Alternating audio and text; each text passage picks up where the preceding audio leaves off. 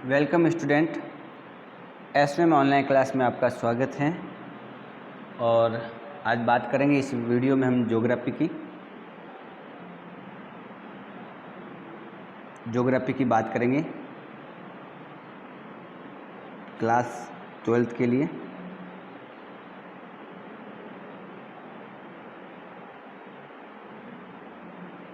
देखिए, last video में हमने पढ़ा था कि जनसंख्या वृद्धि की अलग अलग जो प्रवृत्तियां हैं, जैसे हमने पढ़ा था कि 4 जो काल हैं, प्रागैतिहासिक काल है, प्राचीन काल है, मध्य और आधुनिक काल।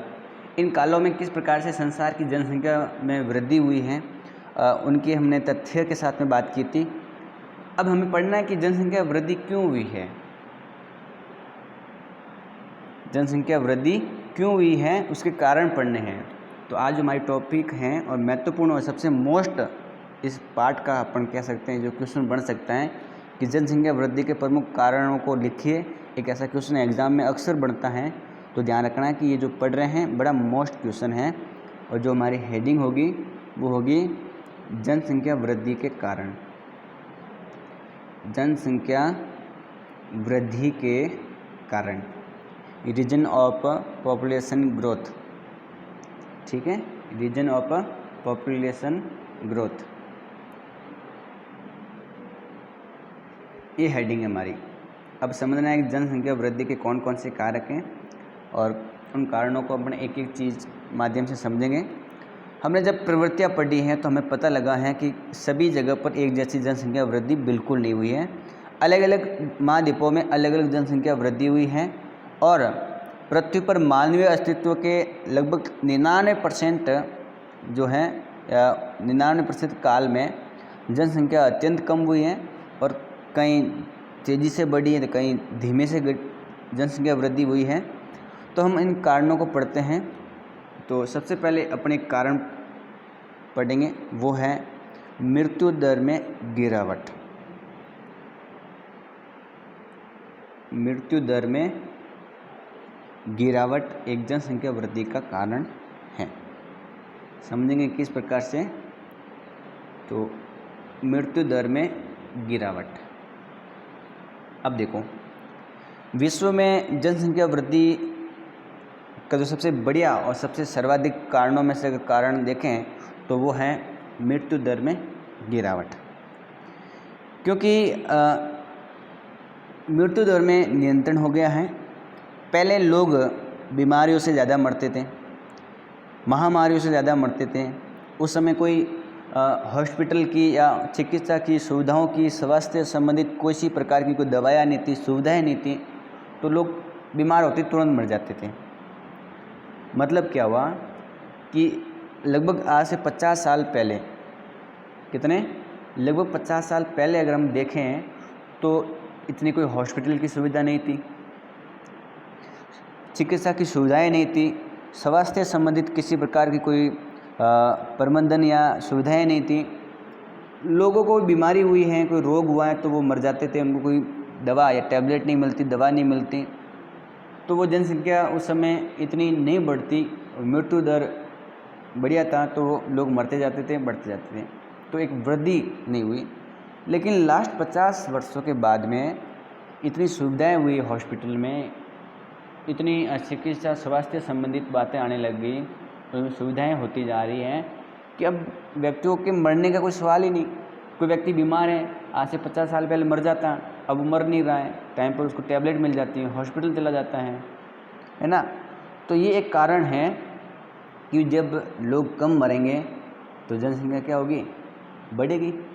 भाई जैसे मान लो एक शहर यहाँ है, एक शहर यहाँ है, ए नाम का और बी नाम का। यहाँ पर एक साल में 1000 लोग बढ़ते हैं, यहाँ पर एक साल में 1000 लोग बढ़ते हैं, लेकिन एक साल में 1000 बर्थडे हैं लेकिन 500 मर जाते हैं। और यहाँ 1000 बर्थडे हैं एक साल में लेकिन 100 मर जाते हैं। बताओ जनसंख्या ज़्यादा कहाँ बढ़ेगी। सिंपल सा लॉजिक है कि जहाँ पर लोग कम मर रहे हैं बट दोनों जगह जन्म दर सब जगह पर एक जैसी है। 100 यहाँ पर भी बढ़ रहे हैं, 100 जन्म ले रहे हैं, 100 यहाँ पर जन्म ले रहे हैं। यहाँ तो 500 मर जाते हैं और यहाँ 100 ही मरते हैं। तो आने वाले समय में देखेंगे तो यहाँ तो जनसंख्या वृद्धि ज़्यादा है, यहाँ पर क्या है, कम है। ठीक है, लेकिन यहाँ पर हमने क्या किया है कि सुविधाएं लगाई हैं कुछ ऐसी कि 500 लोग मर नहीं रहे हैं, साल में 1000 पैदा हो रहे हैं और 10 ही मर रहे हैं। यहाँ पर भी ऐसी सुविधाएं, हॉस्पिटल लगाए, बढ़िया डॉक्टर लगाए, स्वास्थ्य संबंधित ढंग से सुविधाएं कर ली हैं कि वो मर नहीं रहे हैं।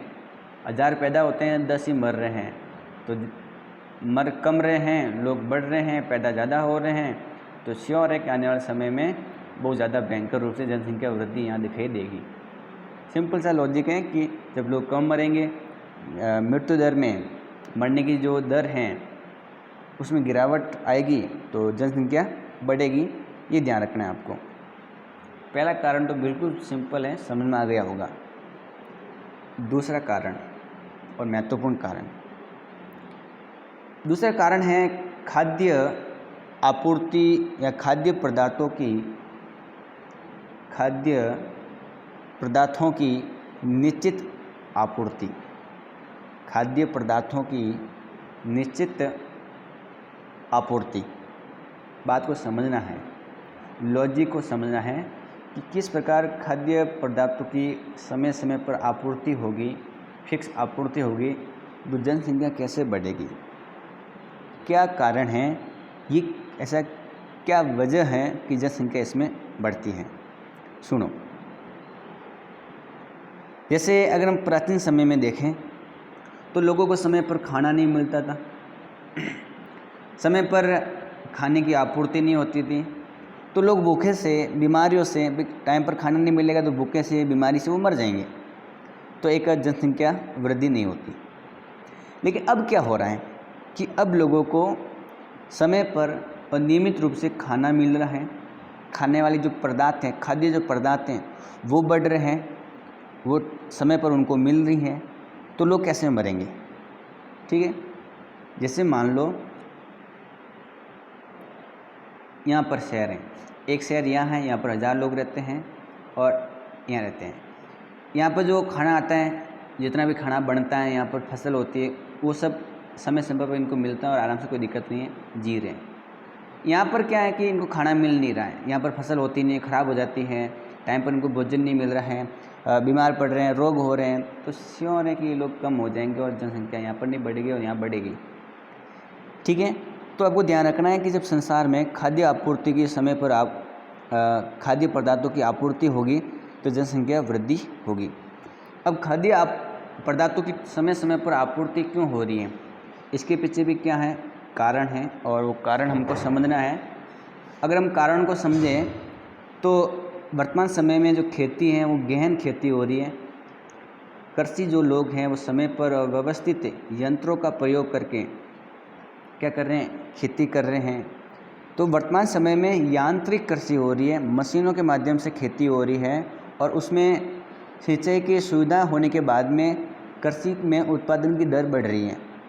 जब कृषि के उत्पादन में दर बढ़ेगी, खाद्य पदार्थ बढ़ेंगे, तो सिंपल सी बात है कि जो लोग हैं वो भूखे नहीं मरेंगे, उनको समय पर भोजन मिलेगा तो वो मरेंगे नहीं, और नहीं मरेंगे तो मृत्यु दर कम नहीं होगी, और मृत्यु दर कम नहीं होगी तो जनसंख्या वृद्धि होगी भी नहीं। सिंपल सा लॉजिक आपको समझना है। इसका मतलब जो मैंने कहा कि खाद्य पदार्थों में वृद्धि, इनके उत्पादन में बढ़ोतरी जो हो रही है वो क्यों हो रही है। वर्तमान समय में आप सभी जानते हो कि हम यंत्रों का प्रयोग कर रहे हैं खेत में। अगर हम आज से काफ़ी साल पहले देखें, लगभग 2-3 दशक से पहले की बात करें, तो खेतों में जो हल जोतने का काम बैल करते थे, पशु के द्वारा हल जोता जाता था।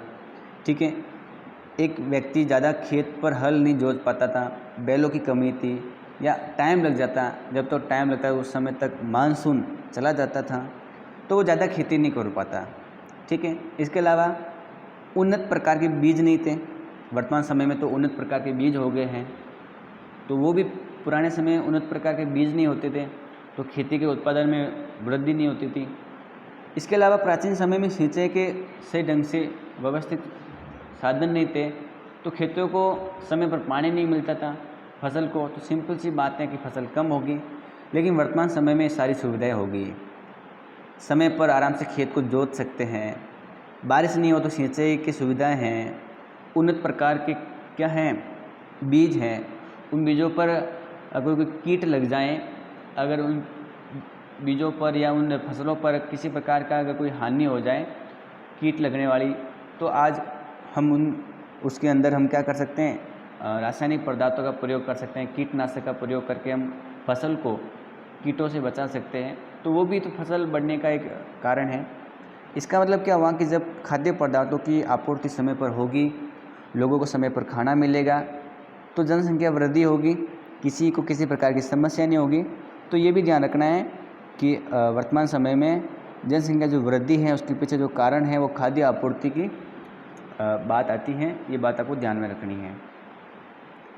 अब एक तीसरा कारण कि जनसंख्या वृद्धि क्यों हो रही है, उसका तीसरा कारण क्या है, वो है औद्योगिक कारण।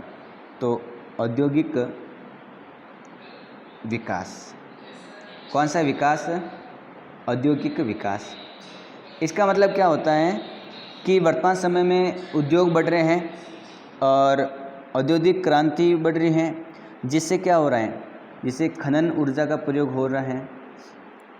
इसके अलावा उत्पादन बढ़ रहा है, वर्तमान समय में अनेक प्रकार की चीज़ों का उत्पादन हो रहा है, उद्योग बढ़ रहे हैं, परिवहन के साधन हैं उनकी सुविधाएं बढ़ रही है, ठीक है। इसके अलावा व्यापार बढ़ रहा है, व्यापार में काफ़ी सुविधाएं हो गई हैं, तकनीक बढ़ रही है। तो इन चीज़ों के बढ़ने की वजह से लोगों को टाइम पर रोज़गार मिल रहा है, जिस स्थान पर लोग रह रहे हैं वहाँ पर विकास हो रहा है, रोज़गार के साधन बढ़ रहे हैं, जीवन स्तर बढ़ रहा है, लोगों का जीवन सुधार हो रहा है, जीवन में काफ़ी विकास हो रहा है। तो सिंपल सी बात है कि अब व्यक्ति को किसी प्रकार की कोई टेंशन नहीं है, क्योंकि उचित स्वास्थ्य संबंधित सुविधाएं हैं, रोजगार की सुविधाएं हैं, उत्पादन बढ़ रहा है फसलों में। इससे क्या हो रहा है कि मानव जीवन सुधर रहा है और जिससे जनसंख्या वृद्धि हो रही है। ये भी ध्यान रखना है आपको। नहीं तो मान लो किसी स्थान पर व्यक्ति रह रहा है, वहाँ पर रोज़गार नहीं है, खाने की चीज़ें नहीं है, तो व्यक्ति कैसे ज़िंदा रह पाएगा, वहाँ पर लोग कैसे बढ़ेंगे। सिंपल सी बात है कि जहाँ पर प्राकृतिक और भौतिक सुविधाएं होगी तो लोग बढ़ेंगे और जनसंख्या वृद्धि क्या होगी, तीव्र गति से होगी। ये भी समझना चाहिए। 4 नंबर जो कारण है जनसंख्या वृद्धि का महत्वपूर्ण कारण है, वो है वैज्ञानिक तथा प्राविधिक प्रगति। इसका मतलब क्या होता है, समझना है, ध्यान से देखना है, सुनना है। वर्तमान समय में क्या हो रहा है कि नए नए आविष्कार हो रहे हैं। क्या हो रहे हैं? आविष्कार हो रहे हैं, और उन नए नए आविष्कार की वजह से भौतिक साधन बढ़ रहे हैं, और उन भौतिक साधनों के बढ़ने से मानव को आरामदायक सुविधाएं मिल रही हैं उनको समय पर। और जब व्यक्ति को आरामदायक चीज़ें मिलेगी, सुविधाएं मिलेगी, भौतिक साधनों को ज़्यादा प्रयोग करेगा, तो सिंपल सी बात है कि जनसंख्या वृद्धि होगी। नहीं तो एक स्थान पर अगर कोई व्यक्ति मान लो रह रहा है, उसका एक फैमिली रह रही है और वहाँ पर भौतिक साधन नहीं है, रहने की जगह नहीं है, सुविधाएं नहीं है, तो सिंपल सी बात है कि उस स्थान पर जनसंख्या वृद्धि नहीं होगी। लेकिन उचित समय पर भौतिक साधन मिल जाए, समय पर पानी मिल जाए, रहने की जगह मिल जाए, समय पर खाना मिल जाए, तो वहाँ पर लोगों को कोई टेंशन नहीं होगी और श्योर एक आने वाले समय वहाँ पर जनसंख्या बढ़ती जाएगी। तो ये भी ध्यान रखना है आपको। प्राविधिक प्रगति का मतलब हुआ कि वैज्ञानिक में नए आविष्कार हो रहे हैं और साथ साथ में कुछ ऐसी चीज़ें बढ़ रही हैं, भौतिक साधनों का विकास हो रहा है इन विधियों के माध्यम से, उन कानूनों के माध्यम से, उन तरीक़ों के माध्यम से। तो सिंपल सी बात है कि जनसंख्या वृद्धि होगी। 5वां जो कारण है जनसंख्या वृद्धि का महत्वपूर्ण कारण है, वो है शांति और सुरक्षा। शांति और सुरक्षा समझना है कि किस प्रकार शांति और सुरक्षा से भी जनसंख्या वृद्धि होती है, वो भी एक कारण है जनसंख्या वृद्धि में। तो वो आप ध्यान से सुनेंगे, शांति और सुरक्षा। अब देखो, जैसे मान लो एक स्थान तो यहाँ है और एक स्थान यहाँ है। मान लो कि ये स्थान ए है और ये स्थान बी है। अब सुनो, यहाँ मान लो 1000 लोग रहते हैं और यहाँ पर भी मान लो 1000 लोग रहते हैं, ठीक है। अब देखेंगे आप कि जिस जगह पर 1000 लोग रह रहे हैं ए नामक स्थान पर, और वहाँ पर क्या है, दंगे ज़्यादा होते हैं, वहाँ पर क्या है, लड़ाइयाँ ज़्यादा होती हैं। वहाँ पर समाज में शांति नहीं है, लोगों को वहाँ पर किसी प्रकार की सुरक्षा नहीं मिली हुई है। उनके मन में हमेशा डर रहता है कि कोई भी व्यक्ति किसी प्रकार से उन पर आक्रमण कर सकता है। तो सिंपल सी बात है, वहाँ लोग नहीं रहेंगे, वहाँ पर ज़्यादा लोग नहीं रह सकते हैं, तो वहाँ जनसंख्या वृद्धि नहीं होगी। लेकिन जो बी नामक स्थान है बी, वहाँ पर क्या है कि लोगों को बिल्कुल सुरक्षा है, वहाँ पर शांति है, आपस में किसी प्रकार की लड़ाई नहीं है, तो वहाँ लोग ज़्यादा रहना पसंद करेंगे, वहाँ जनसंख्या वृद्धि आराम से होगी। तो एक तो ये भी कारण नहीं, तो लड़ाई होंगे, लोग मर जाते हैं दंगे से। यहाँ पर किसी प्रकार का दंगा नहीं तो लोग मरेंगे नहीं, आराम से रह रहे हैं, उनको टेंशन नहीं है। कोई भी हर किसी को यहाँ आने का मन होगा तो यहाँ जनसंख्या वृद्धि होगी, ये ध्यान रखना है आपको। फिर है 6 नंबर कारण। 6 नंबर कारण की देखें जनसंख्या वृद्धि, तो वह है प्रवास। क्या है? प्रवास। प्रवास भी एक जनसंख्या वृद्धि का महत्वपूर्ण कारण है। जब मृत्यु दर कम हुआ, जन्म दर बढ़ा, तो जनसंख्या बढ़ेगी। और हमने देखा कि जो यूरोपीय लोग हैं वो वहाँ पर ज़्यादा लोग बढ़ रहे हैं, तो वो कहाँ जा रहे हैं? वो दूसरे देशों में जा रहे हैं। वो जैसे अमेरिका में जा रहे हैं, कोई दक्षिण अमेरिका, कोई उत्तरी अमेरिका, कोई ऑस्ट्रेलिया की ओर जा रहे हैं। इसका मतलब ये हुआ कि किसी स्थान पर मृत्यु दर कम है, जन्म दर ज़्यादा है, तो वहाँ लोग ज़्यादा बढ़ रहे हैं, और वहाँ तो बढ़ रहे हैं। और जब वो लोग वहाँ से प्रवास करेंगे, एक स्थान को छोड़ देंगे और किसी दूसरे स्थान पर जाएंगे, तो वहाँ पर क्या होगी? जनसंख्या वृद्धि होगी। मान लो यहाँ पर 10,000 लोग रह रहे हैं और यहाँ पर 1,000 लोग रह रहे हैं। यहाँ पर जगह कम पड़ रही हैं, सुविधाएं नहीं हैं, और यहाँ पर सुविधाएं हैं, जगह खूब पड़ी है। यहाँ पर तेज़ी से जनसंख्या बढ़ रही है, तो लोग क्या करें? इस भीड़ भाड़ को छोड़ करके, यहाँ पर समय पर प्राकृतिक साधन, भौतिक साधन नहीं मिल रहे हैं, तो वो प्रवास करते हैं, एक स्थान को छोड़ते हैं और दूसरे देश में चले जाते हैं, ताकि यहाँ से आराम से जीवन जी सकें, जीवन यापन कर सकें। तो क्या हो रहा है कि यहाँ तो जनसंख्या ज़्यादा है, यहाँ उच्च जन्म दर है, लेकिन यहाँ पर क्या है? जनसंख्या वृद्धि हो रही है, प्रवास की वजह से लोग आ रहे हैं, बढ़ रहे हैं, ये ध्यान रखना है आपको। ठीक है, तो बिल्कुल सिंपल सी बात आप ध्यान रखेंगे किस प्रकार से जनसंख्या वृद्धि दर हो रही है, जनसंख्या बढ़ रही। तो ये 6 महत्वपूर्ण कारण आपको ध्यान में रखने हैं कि जनसंख्या किस प्रकार से बढ़ रही है। ठीक है, अब हमने देखा कि अलग अलग महाद्वीपों में अलग अलग प्रकार से जनसंख्या वृद्धि हो रही है, कहीं पर तेज़ी से बढ़ रही है, कहीं पर धीमी गति से बढ़ रही है।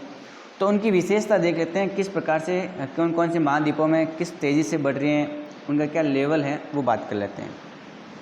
सन 1650 से 1750 के बीच में, 100 साल के अगर बीच में देखें, तो एशिया और यूरोप में कोई ख़ास जनसंख्या वृद्धि नहीं हुई है इन 100 सालों में। यहाँ साधारण लोग बढ़ते हैं, साधारण रूप से जनसंख्या वृद्धि होती है, तीव्र गति से नहीं हुई है, ऐसा नहीं बिल्कुल नहीं हुई है। तो इन 100 सालों के अंदर ये जो समय है 17वीं शताब्दी और 18वीं शताब्दी के बीच में देखें, तो इन महाद्वीपों में क्या है? साधारण वृद्धि दर है। लेकिन इस 100 वर्षों में अफ्रीका की जनसंख्या बढ़ जाती है।